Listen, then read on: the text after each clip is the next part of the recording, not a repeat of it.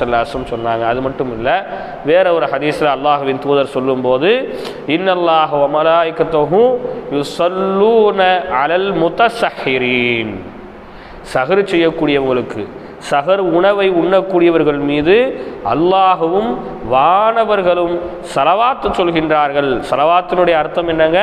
அவர்கள் மீது அருள் பொழிகின்றார்கள்.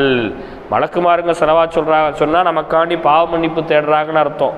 அல்லாஹ் நம் மீது ஸலவாத் சொல்கிறான்னு சொன்னால் அல்லாஹ் நம் மீது அருள் பொழிகின்றான் என்று அர்த்தம். அப்போ அந்த சஹருடைய உணவை குறை சொல்லாமல் அதற்கான ஒரு கண்ணியத்தை கொடுத்து அந்த சஹர் உணவை சாப்பிடும்போது உலக காரியங்களில் ஈடுபடாமல், தேவையற்ற பேச்சுக்களில் ஈடுபடாமல், செல்ஃபோன் நோண்டுவதில் ஈடுபடாமல், டிவியை பார்த்துக்கிட்டே சாப்பிட்றதுல ஈடுபடாமல் அதை ஒரு அமலாக நினச்சி நீங்கள் சாப்பிட்டீங்கன்னு சொன்னால் அதுக்கும் அல்லாஹ் ரப்புல் ஆலமீன் நீங்கள் உண்ணக்கூடிய ஒவ்வொரு பருக்கைக்கும் நன்மையை தந்து கொண்டே இருக்கின்றார்.